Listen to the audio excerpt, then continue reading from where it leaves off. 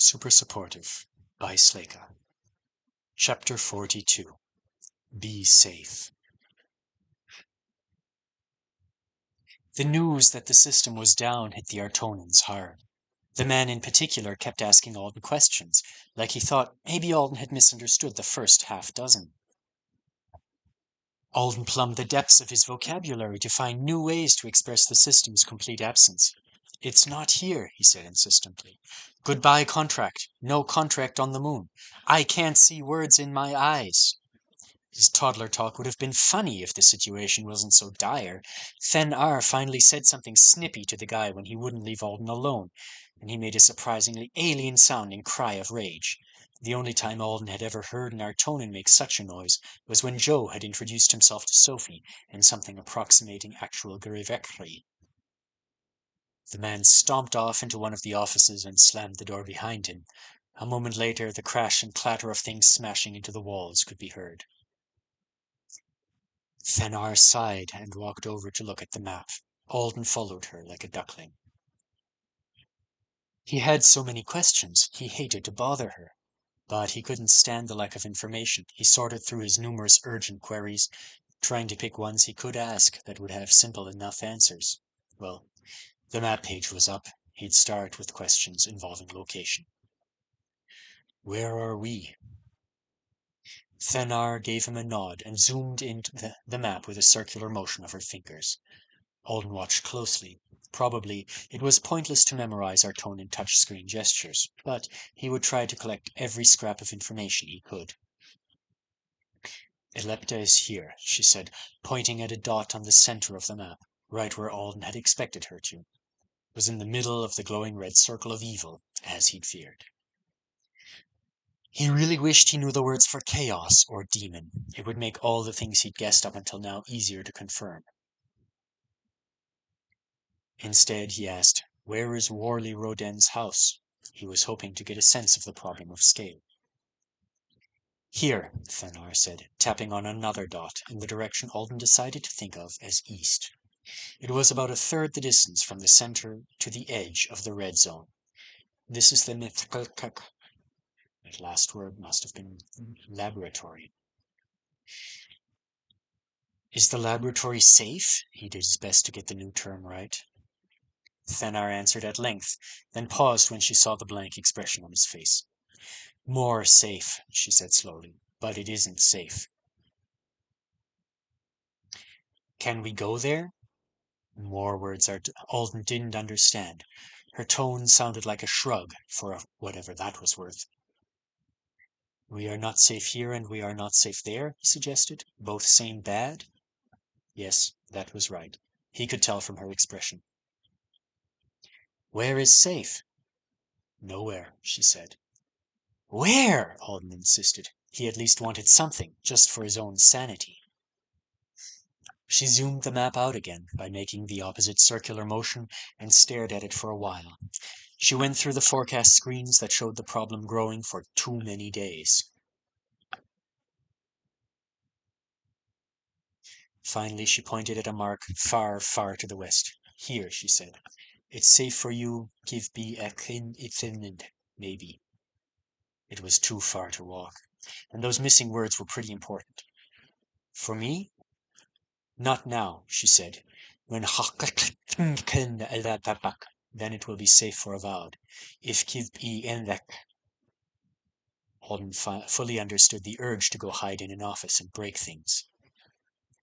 "Please," he said, "how do we be safe? Again? Please don't give up on me.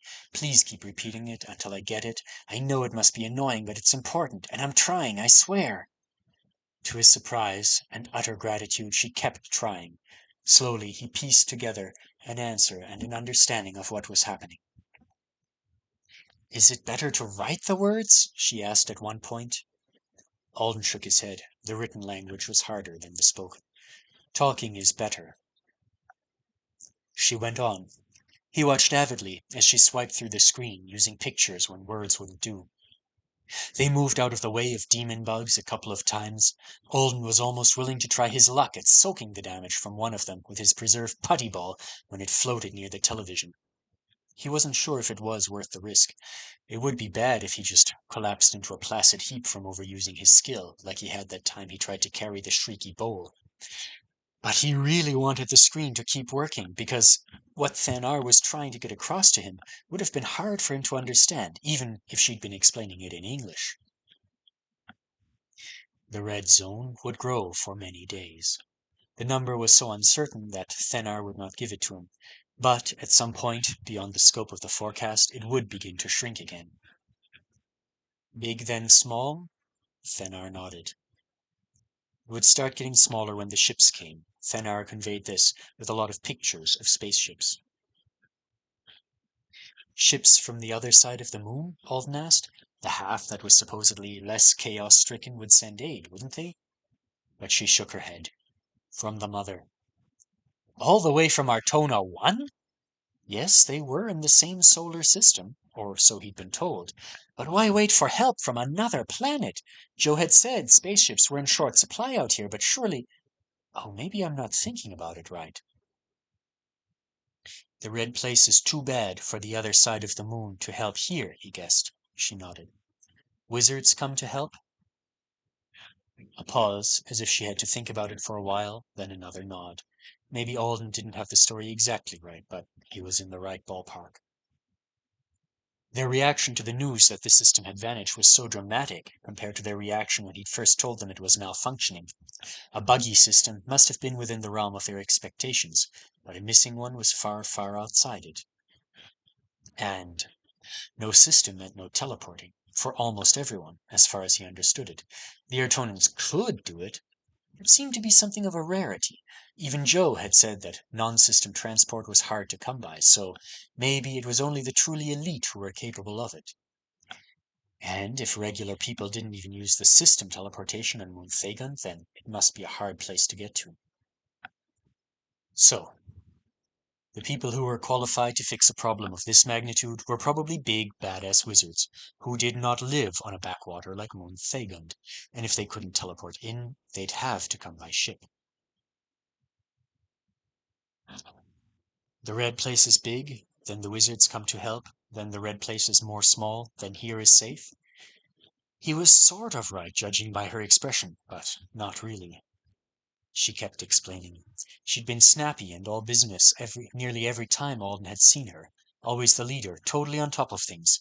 But she was so patient with him now he wanted to hug her for it. For many days the Chaos Zone would grow, because there was nobody on Moon Thagon capable of stopping it. Eventually the ships would come, and it would start to shrink. Thanar thought the ships would arrive at the location to the west she had pointed out on the map. Then, after many, many days, the red zone would finally go away. There would be no true safety until then. This was hard for Alden to comprehend. Not literally, but in every other way. He kept asking broken questions, and she never once refused to answer. More and more of these? Alden asked, gesturing at the demon bugs in the break room. One of the fast ones had just punched through a wall. Frankly, Alden was surprised he, Thanar, and the television were all still unharmed. Are they just going to keep coming until the entire world is made of them?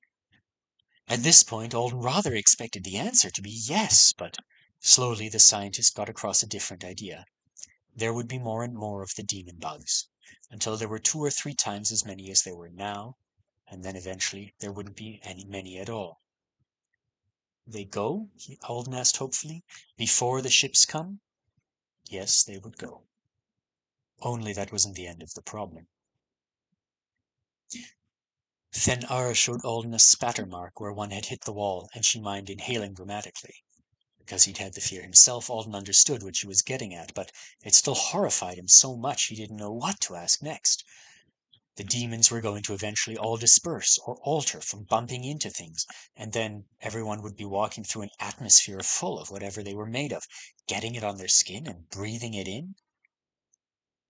Alden imagined his lungs turning into something that looked like the injured woman's leg, and almost puked at the thought. What an unfathomably gruesome way to go.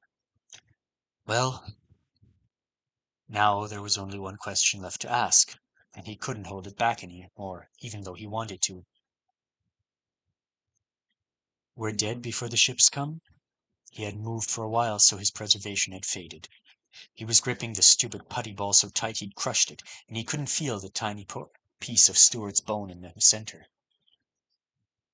Yes, Thanar said, her voice cracking a little. We will die. Me also? Alden was right on the edge of sobbing. His self-control was shot. Maybe not. Maybe an Avad can live, she added. Then after a moment's hesitation, she added, and Kiv-E. That sounded like a name. Kibi? Thanar nodded. The girl you gave the kick to. The word wasn't Riebit, so it must have been the whistle, or toys, the older girl. The big girl is Kibi? It wasn't quite the right pronunciation. It was probably better pronounced B or Kibi or something, but he'd take what shortcuts he could at the moment. In the laboratory, maybe. Alden and Kibi can live. It's only a small thithik. If the ships come with many John, and they are fast, Umalak tendekednapak. But I think it's possible. She touched his shoulder, softly, with one of her injured hands. It had to hurt. Maybe she just didn't care anymore. I'm sorry, she said. We Femkath, you and Kibi to the laboratory in the Alakthik, father. But we didn't understand the problem Alakthik until we saw this, and you told us about the contract. Was she apologizing for not sending him to the lab with the girls and their father? Or maybe for not sending him instead of the father? The only thing Alden could imagine that would make the situation even harder than it was now would be if he was placed in charge of two small children he couldn't speak to, without a single adult around to explain what was happening. Will you go there? Thanar asked. Alden was surprised. To the lab? Why was she asking? He was almost positive she'd just told him his only chance of survival was there. Yes, he said. If the lab is more safe, I'll go there. Let's talk more, she said, flicking through the screen. Before they is gone. Shouldn't we check on the others?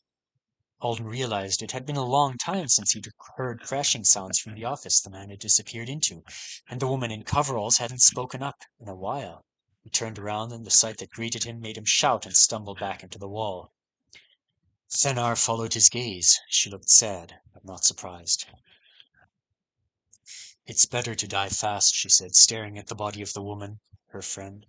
Alden didn't know if she had failed to dodge one of the demons and it had killed her, or if she died from the original wound, and the others had struck her body. Parts of her flesh were strangely morphed. Person, plant, rot, emptiness. The guy, Alden said, dropping into English again accidentally. We have to check on him. What if he's... We should talk more, Thanar said. You have to go soon. Alden's heart was loud in his ears. If the other scientist was still alive, wouldn't he have come to the sound of me shouting? He tried to focus on everything Thanar was telling him, but it was harder than it had been. This is happening. This is really, really happening. To me. And nobody is coming to save me for a long time, and I can't do much at all to save myself. He just kept dodging the tiny demons. His skin crawled. He wondered if it was his imagination or if it was the chaos residue growing thicker in the atmosphere. Eventually, the television took a hit, and his lessons with Thanar ended. She'd been teaching him about day and night. Night would come, but not for a long time. A month or so. He was lucky. So lucky. With the television gone, Thanar took him outside to show him the ground. They walked along the road for a while until they came to a place where the dirt looked strangely sandy. She prodded it with one of the white sprinkler sticks Electa farm used for irrigation, and Alden watched as the ground caved in around a small depression. There will be more of this, she said, pointing at it. She was still taking great pains to speak slowly, so that he could get it all. Lots of this will be everywhere soon. Yes, Alden said robotically. He'd been stuck on yes or no for a while now. One for when he understood, one for when he didn't. Everything was so awful that he'd actually run out of questions, and he just started inputting the things Thanar seemed to think he would need. The Artonan woman coughed, and a fine mist of blood spattered the dirt. You should go to the lab now, she said, wiping her mouth on the back of her hand. She gave him a smile. Be safe. Oh, it's funny, he realized, looking at her face. She's being funny because I keep using the word safe for everything. I should smile back. He managed it okay, he hoped. Thank you for coming, Avad Alden, she said. Instead of standing up from her crouch, she sat down on the road. Get up, he thought. Please get up. Don't leave me all alone here. We thought nobody would come for months, but you came now. Many more of my friends would be dead. I'm sorry Thelnet ended so soon. We thought we had more time.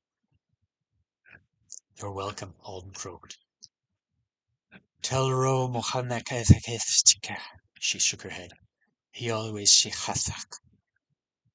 Alden couldn't decipher the words of the message for Joe, but it seemed unkind to tell her that. I will tell him.